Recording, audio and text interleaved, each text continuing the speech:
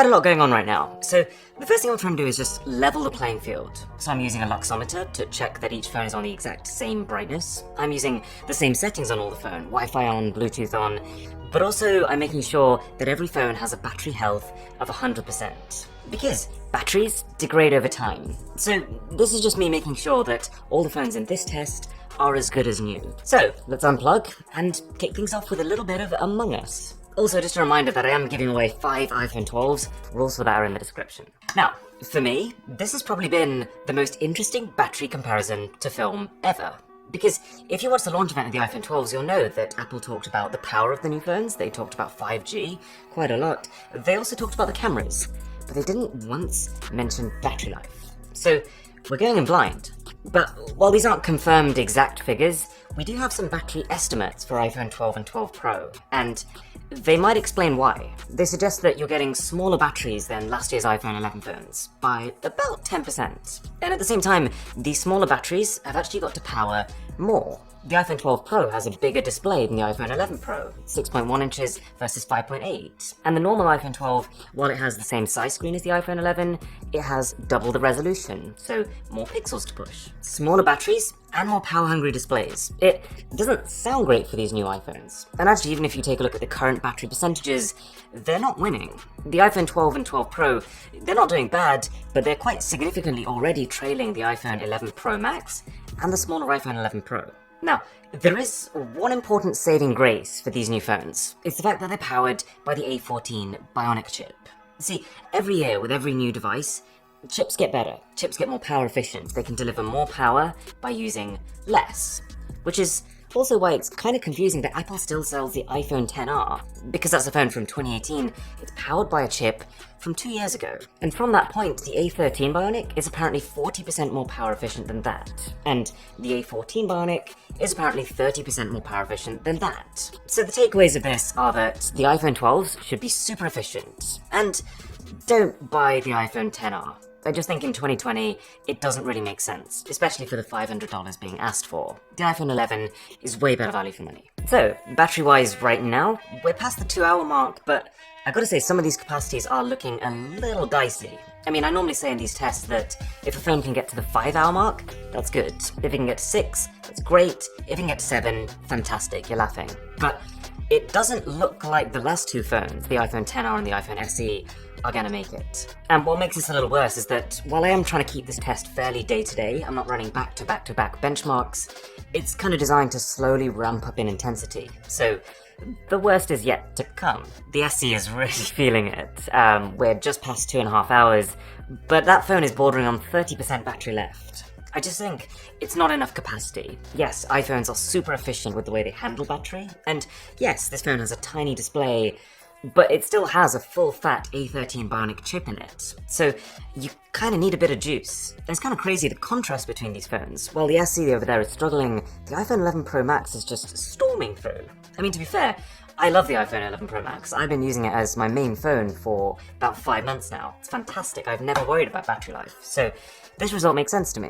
Now, the other thing you should probably bear in mind here is that the iPhone 11 Pro, the smaller one, even that phone is doing better than the new iPhone 12s. So it seems like the smaller battery capacity of these new phones isn't quite offset by the more efficient chipset. And you've got to also remember that these new phones are 5G phones. Now, obviously, for the sake of this comparison, I'm not using 5G, just to keep it fair. None of these phones have a SIM in them. But if you do use 5G, even with Apple's automatic battery-saving 5G features, 5G is going to consume more juice than 4G.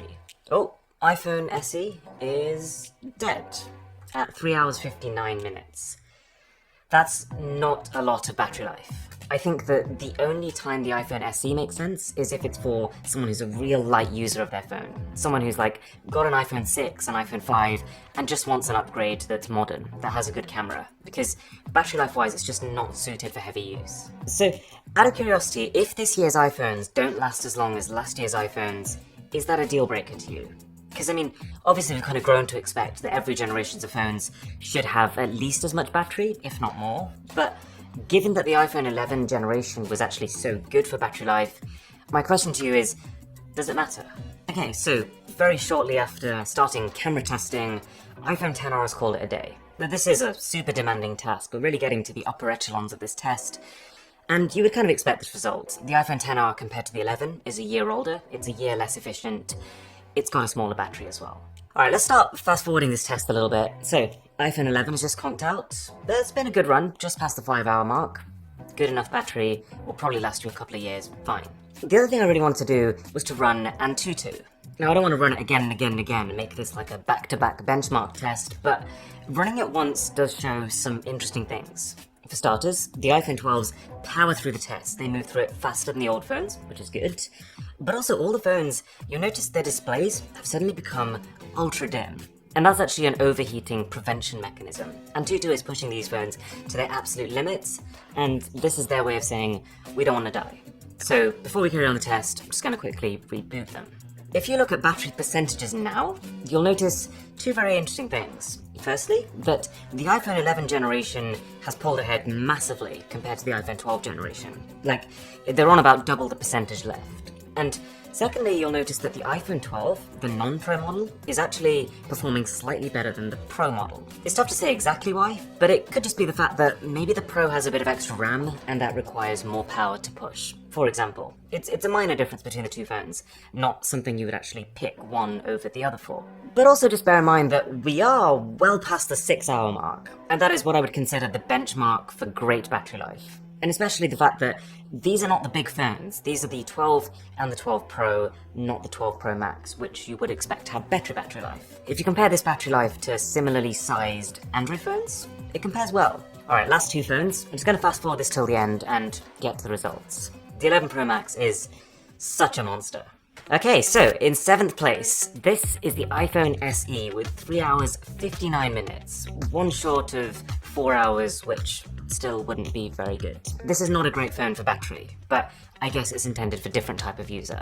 Then you've got the iPhone XR with 4 hours 31 minutes. That's a fair bit better than the SE, but still falls below what I would consider good battery life. And so this is not a phone I would recommend to anyone in 2020. But the iPhone 11 is a device that I would recommend. You're just getting a lot more phone compared to the iPhone XR for just $100 more. And the battery life is quite a lot better too. You're at 5 hours 8 minutes, just over the 5-hour golden mark. Then we've got the iPhone 12 Pro. And even though this is in 4th place, you've got to remember that it is a huge jump in battery life over the 11. 6 hours, 35 minutes. This might be a little bit less with 5G once you start using that, but still, this is great battery life. And then you've got the iPhone 12, lasting 6 minutes longer than the Pro.